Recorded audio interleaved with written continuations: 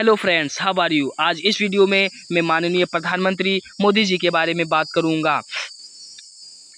नरेंद्र मोदी जी एक ऐसी शख्सियत जो देश हो या विदेश सभी जगह प्रसिद्ध हैं। मोदी जी हमारे देश के 15वें प्रधानमंत्री के रूप में कार्यरत हैं। सन 2014 और फिर 2019 के आम चुनाव में भारतीय जनता पार्टी के साथ मिलकर मोदी जी ने एक ऐतिहासिक जीत हासिल की। मानो पूरे देश में एक लहर सी आ गई हो।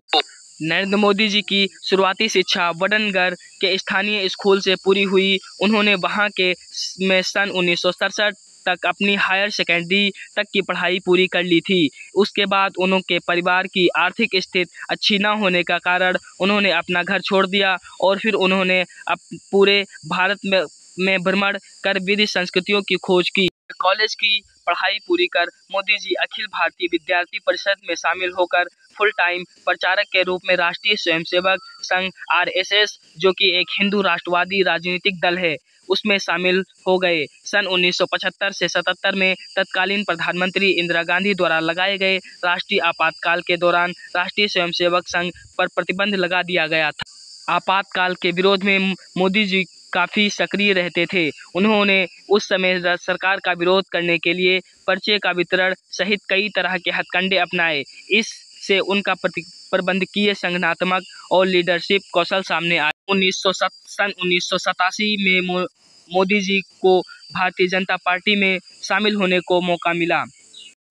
लगातार मोदी जी पार्टी के लिए कार्य करते रहे। उसके बाद सन 1991 से 92 में मुरली मनोहर जोशी की एक यात्रा हुई। मोदी जी ने सन 1990 में गुजरात विधानसभा चुनाव के बाद गुजरात में भाजपा की उपस्थिति को मजबूत करने में एक प्रमुख भूमिका निभाई थी। सन 1995 में चुनाव में 121 सीटें जीती, जिससे गुजरात में पहली बार भाजपा की सरकार बनी। पार्टी थोड़ी समय के लिए सत्ता में रही, जो कि सितंबर 1996 में समाप्त हो गई।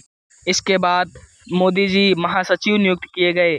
इस पद सन 2001 में कार्यरत थे। उस दौरान मोदी जी को विभिन्न राज्यों में पार्टी संगठन को भी फिर लाने की जिम्मेदारी सफलतापूर्वक निभाने का श्रेय दिया गया था।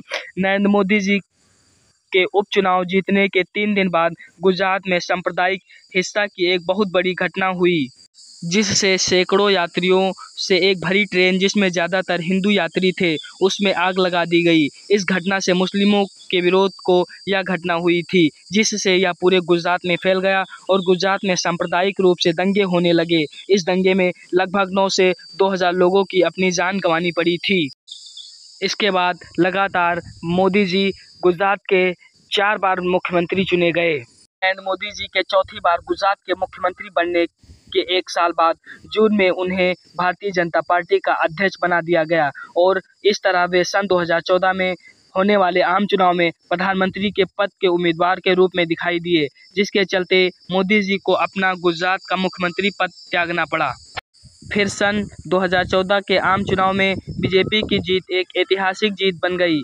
इस साल बीजेपी ने पूर्ण बहुमत के आधार पर 534 में 282 सीटें अपने नाम की।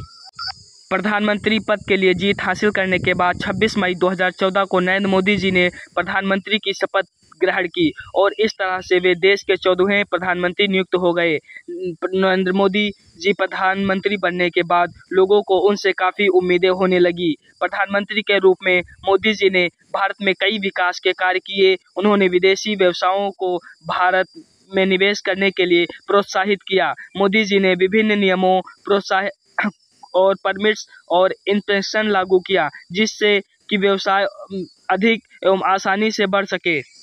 लगातार कार्य में वृद्धि करने पर सन 2019 में लोकसभा चुनाव में मोदी जी का परचम फिर छाया रहा। मोदी जी क्रांति के दूसरे दलों में बहुत से पीछे छोड़ दिया। नरेंद्र मोदी जी पूर्ण बहुमत के साथ 303 सीट प्राप्त कर अभूतपूर्व जीत हुई। भारत के इतिहास में पहली बार किसी नेता ने लगातार दूसरी बार पूर्ण बहुमत के साथ इतनी बड़ी जीत हासिल की। भारत की जनता ने इस पर अपना प्रधानमंत्री खुद चुना और सबसे मोदी हमारे देश में लगातार विकास करते आ रहे हैं और हमारे देश के प्रधानमंत्री मोदी जी इस वक्त G20 के अध्यक्ष भी बन चुके हैं। ऐसे ही हमारा देश विकासशील देश है।